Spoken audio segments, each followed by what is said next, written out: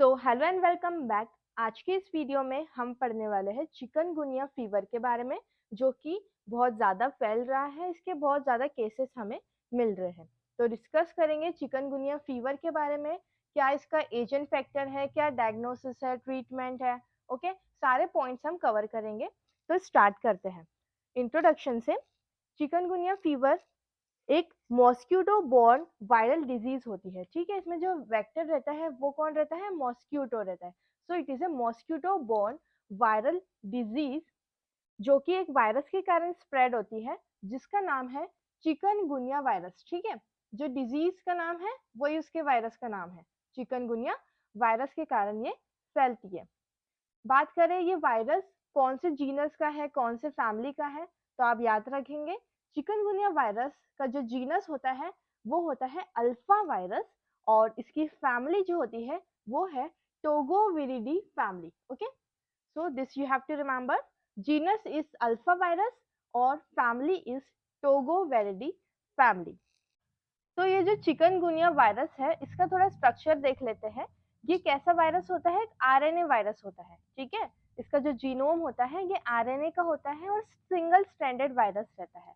ठीक है, बाहर एनवलप में ग्लाइकोप्रोटीन्स होते हैं, जिससे ये अपनी एंटीजेनिक एक्टिविटी करता है। ओके, सो ये जो वायरस है इसे कौन लेके जा रहा है? मस्क्यूटो लेके जा रहा है, एक मच्छर लेके जा रहा है। तो जो भी वायरसेस को मॉस्क्यूटो लेके जाते हैं उसे हम कहते हैं मॉस्क्यूटो बॉर्न वायरस। और पूरा नाम इसका क्या है? अर्बो वायरस। अर्बो वायरस। अर्बो को अगर हम ब्रेक करेंगे, A R for arthropod, B O for borne and V for virus. Arthropod borne virus is अर्बो virus. तो जो सारे वायरसेस को मॉस्क्यूटोज लेके जाते हैं वो क्या होते हैं? अर्बो वायरस होते हैं, that is arthropod borne virus. So ये जो वायरस है आपका chikungunya virus is also a arbovirus. Okay, अब बात करते हैं नेक्स्ट कि ये वायरस को कौन लेके जा रहा है। इसे लेके जाता है एक वेक्टर, जो कि है एक मस्क्यूटो, जिसकी हम पहले भी बात कर चुके हैं।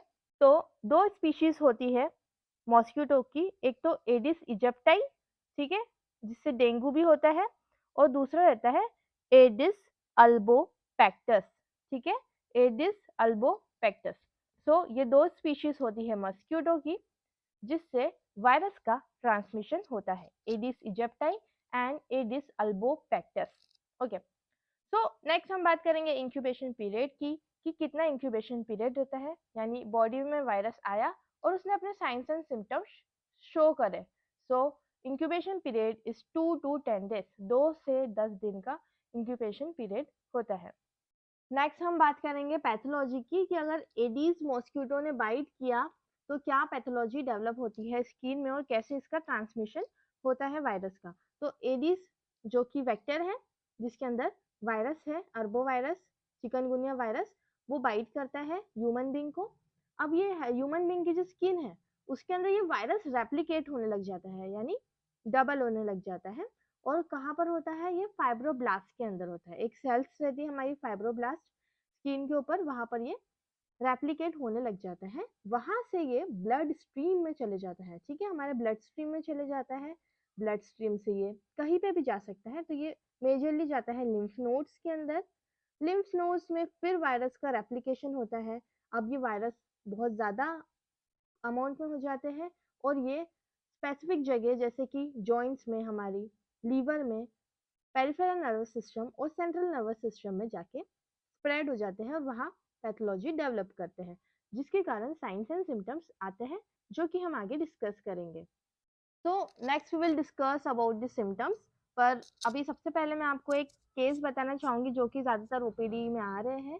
उसमें पेशेंट कंप्लेन करता है हाई ग्रेड फीवर उन्हें हुआ था 15 से 20 दिन पहले, और उसके बाद उनके जॉइंट्स में जो पेन है वो बना हुआ है और जॉइंट में स्वेलिंग है। तो हम सस्पेक्ट कर सकते हैं कि चिकनगुनिया हो सकता है, क्योंकि चिकनगुनिया में भी हाई ग्रेड फीवर आता है, साथ में जॉइंट्स में पेन होता है और साथ में स्वेलिंग भी आती है। ठीक है, तो सिम्टम्स में हम बात करेंगे एक ट्रायड की, जो कि मिलता है ज़्यादातर पेशेंट्स में। तो वो उसमें रहता है fever, that is high grade fever, जो कि 102 से 104 डिग्री फ़ारेनहाइट तक के भी जा सकता है। साथ में जॉइंट पेन मिलता है, 87% केसेस में, 87% पेशेंट्स में हमें मिलता है, और मोर देन वन जॉइंट, यानी एक जॉइंट में पेन तो होगा ही, साथ में बहुत सारे जॉइंट्स में भी पेन हो सकता है। ओके, पॉलीआर्थ्रैल्जिया। ओके, पॉलीआर्थ्रैल्जिया यानी poly means many, arthra is for joint and GI is for pain. So many joint pain, बहुत सारे joints में pain होगा, और rashes मिलते हैं चिकनगुनिया में टिपिकल। ओके, सो फीवर का ऑनसेट कैसे रहता है? सडन फीवर आता है। ओके, सडन फीवर आता है, हाई ग्रेड का फीवर आता है, साथ में पेशेंट को चिल्स होते हैं, ठंड ठंड लगती है, सर दर्द होता है, बॉडी एक, माइल्जिया, ठीक है, मतलब मसल्स में पेन होना, कंजक्टिवाइटिस होना, ठीक है, जो कंजक्टिवा है आइस का, उसमें इन्फ्लामेशन, फेरेंजाइटिस, ओके, फेरिंग्स का इन्फ्लामेशन। तो ये सारे साइंस एंड सिम्टम्स आते हैं, साथ में जॉइंट में स्वेलिंग भी मिलती है। साइंस की बात करें तो क्या साइंस आते हैं? इरिथमेटस रैशेस मिलते हैं, ठीक है, रेड कलर के चकत्ते मिलते हैं बॉडी के ऊपर, इरिथमेटस रैशेस मिलते हैं चिकनगुनिया फीवर में। साथ में सबसे मेनली इन्वॉल्व करता है जॉइंट्स को, तो जॉइंट्स में पेन और स्वेलिंग मिलती है। स्वेलिंग आप देख सकते हैं। माइग्रेटरी पॉलीआर्थराइटिस यानी जो पेन है जॉइंट्स का वो माइग्रेट कर रहा है, कभी नी जॉइंट में दर्द होगा, तो कभी व्रिस्ट जॉइंट में, तो कभी एल्बो जॉइंट में। सो माइग्रेट करता है, ये एक जगह से दूसरी जगह जाता है, दूसरे जॉइंट्स में जाता है। सो माइग्रेटरी पॉलीआर्थराइटिस भी मिलता है। Now next we will be discussing about diagnosis, कि कैसे डायग्नोस करेंगे आप चिकनगुनिया के पेशेंट को। तो सबसे पहले आप क्लिनिकली उसे डायग्नोस करेंगे। कैसे करेंगे? कि हाई ग्रेड फीवर है, जॉइंट पेन है, रैशेस मिल रहे हैं, स्वेलिंग मिल रही है जॉइंट्स में। सो क्लिनिकली आप पेशेंट को डायग्नोस कर सकते हैं। साथ में आप उसका ईएसआर करवाएंगे, तो इन्फेक्शन है तो रेज्ड ईएसआर मिलेगा, 20 से 50 mm/h तक मिल सकता है। CRP that is C reactive protein भी बढ़ा हुआ होगा, क्योंकि बॉडी में इन्फेक्शन है। पॉलीमरेज चेन रिएक्शन करवाएंगे, और सबसे इम्पोर्टेंट आईजीएम सीरोलॉजी, इसमें हम एलिजा टेस्ट करते हैं, जिसमें हम आईजीएम, ठीक है, एलिजा टेस्ट, जिसमें हम आईजीएम और IgG that is anti chikungunya antibodies देखते हैं। नेक्स्ट वेरी इंपॉर्टेंट, डायग्नोसिस में हम कराते हैं एलिजा टेस्ट, जिसमें हम आईजीएम और IgG antibody that is anti chikungunya antibody देखते हैं। तो सबसे इम्पोर्टेंट चीज़ ये है कि चिकनगुनिया फीवर में 3 से 5 वीक्स के बाद भी ये एंटीबॉडी पॉजिटिव मिलेगी, और 2 मंथ्स तक के भी ये एंटीबॉडी पॉजिटिव मिल सकती है चिकनगुनिया फीवर में।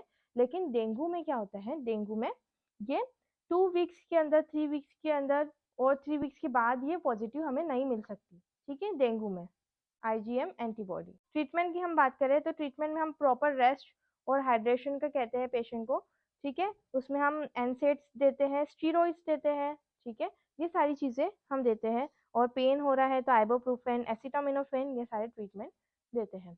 ओके, और प्रिवेंशन के लिए हम पेशेंट को बोल सकते हैं, क्योंकि ये वेक्टर बॉर्न डिजीज़ है, मॉस्किटो बॉर्न डिजीज़ है, कि पूरे स्लीव्स के कपड़े पहने जब आप बाहर जाएं, ठीक है, मॉस्किटो रेपेलेंट नेट्स का यूज़ करते हैं, या लोशन वगैरह लगा सकते हैं मॉस्किटो रिपेलेंट, और कोई भी वाटर को इकट्ठा ना होने दे। तो ये हम प्रिवेंशन के लिए पेशेंट को बोल सकते हैं। So this is all about chikungunya fever. I hope you understood the topic. Do like, share, subscribe to my channel. I am Dr. Prachi and thank you so much for watching.